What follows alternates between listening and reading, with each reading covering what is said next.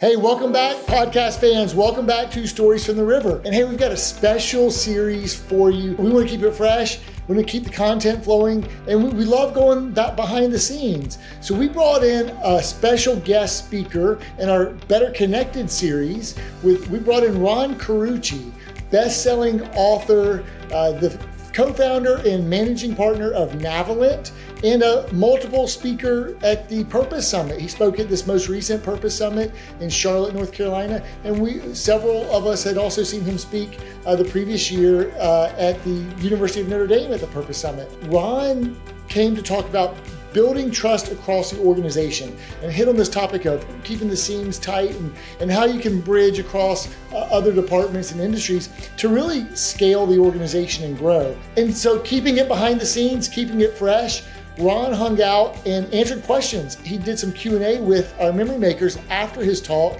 And so we're bringing you the Q&A after his talk from Broad River Retail, The River, from our Fort Mill, South Carolina campus, The Mill. I think you'll really enjoy hearing some tough questions and hearing how Ron answers it. Dig in. I think you'll enjoy the raw truth from Ron Carucci on this Q&A session that we had at The River. Welcome to Stories from the River, a show in which we go behind the scenes at Broad River Retail.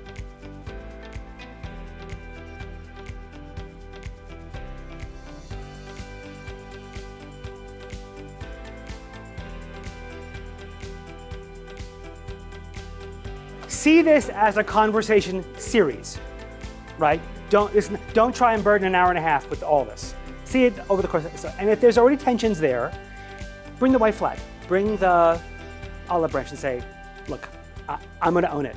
This is not what it should be. But I don't wanna come to work, and I don't think you do either, with this between us. Are you willing to find a way to work this out and get better? I wanna be better. If I've hurt you, if I've done things that annoy you, I'm sorry. And I wanna be better. And just have coffee and in that conversation, say, tell me about your kids. Or, just make it personal and get to know each other. Then say, okay, let's schedule one coffee a week for the next 5 weeks and have one of those each week. So just build it over time. Don't try and do it in one conversation, and don't try and make it all better in one, because that will get you to where you want, what you said. Sometimes you need a facilitator. Sometimes because the other thing is, if it's the whole group and the bosses up here are the ones that are the problem, sometimes you need to have somebody come in and sort of have a third party outsider facilitate to sort of go through the conversation and go through the tools, because it's more than just two people. So it depends. Some situations may need to have help.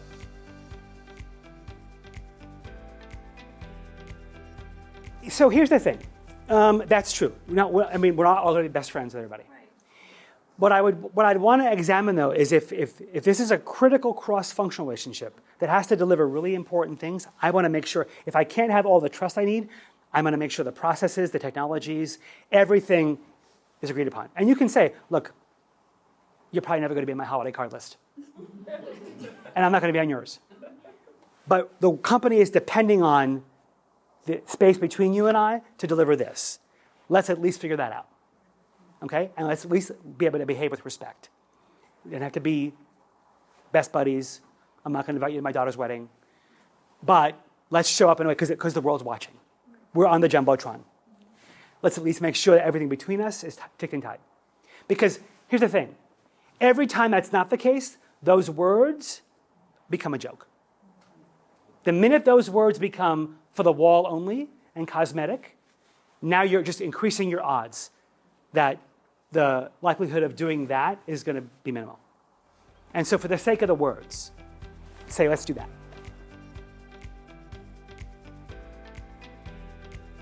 First of all, the lockdown itself is data, right? They're telling you that there's a story they don't want people to know. Making sure that make sure you've made it safe for them not to tell their story, right? Make sure they know yours. Could I tell you my story? And again, we don't have to be best friends, but I do think that in the service of the teams we serve and the teams that depend on us, this can be better. I'm not asking you to change who you are, but I'm asking you to participate in our relationship differently. Can we figure that out? And if people aren't willing to respond to that, then we have a different problem. But vulnerability is a hard thing for everybody. And for many people, vulnerability is just not safe because their origin story, has some dark sides to it that are probably told them it is not safe to be who you are. And so you may make it safe for them over time to, at some point, step into more of who they are here, but that may take years. But they expect you to give up on them. They expect you, someone like that typically assumes you don't want to know who I am, and so the minute you stop asking, they can go see. So at least pursue them for something.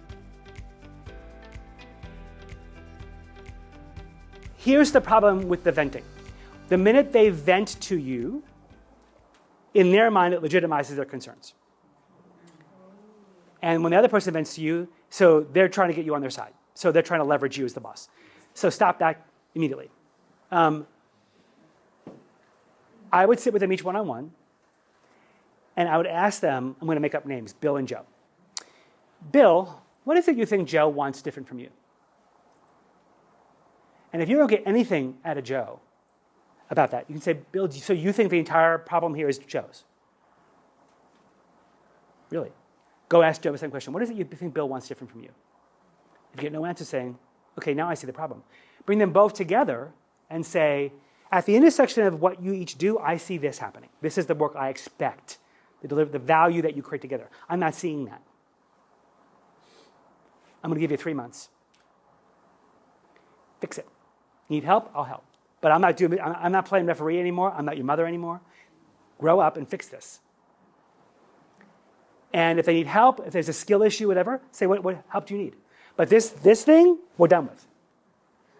Because people are watching, people know it, they're selling tickets, and I'm not doing this anymore. And so I don't want to hear you. If you come to me about each other one more time, before going to each other, I'm going to call the person right now. And I've done this before. When someone comes and says, I'm so sick of Susan. You go, hold on. Hey, Susan, can you give me a minute? Brings her right in. Last time that happens. So if Bill comes into you about Joe, say, hold on, let's get Joe in here. He's the one that can actually help you. But make your expectations very clear, right? And if there are real fundamental issues that have made the road flood, like there's a technology issue or there's dueling process, whatever. If it's just immaturity, then the longer you tolerate it, the more you tell people those are optional. That's the message you send. When you're growing at your speed, you're pioneering, right? You go from 250 million to 280 million, whatever. You're setting precedents. The old playbook, you're going to keep trying to reach back for the old playbook and keep using the things that have worked that got you to 250. What got you here won't get you there.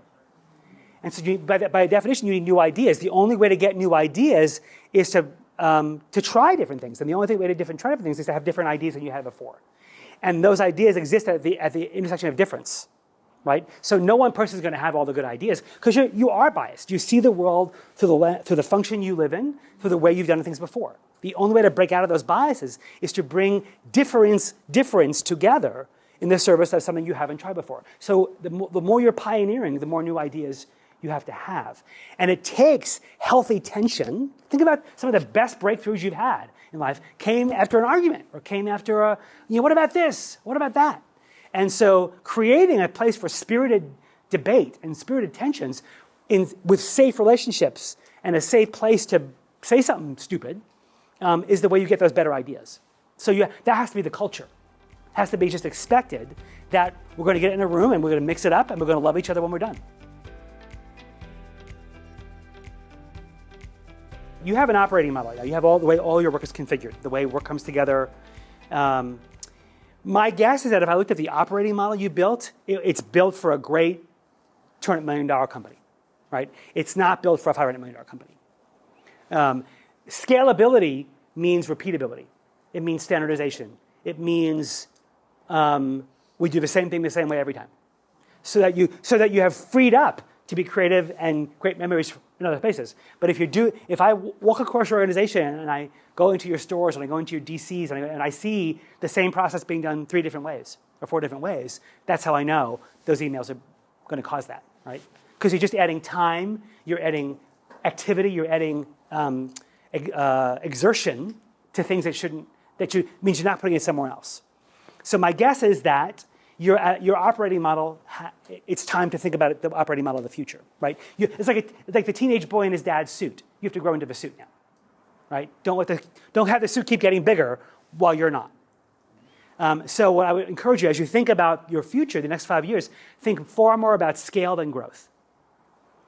And really building a foundation that allows, the operating model to do more for you. My guess is that if I followed you around with a video camera, I would see a lot of heroics. I would see a lot of people doing really, really hard things, diving on grenades, diving on the balls, doing diving saves to get things done. The reason I know that is I know how much you care. I know the culture that's been created here. I know how passionate you are about these things. And so you go to great lengths to get things done. But heroics are not scalable. And they're certainly not sustainable.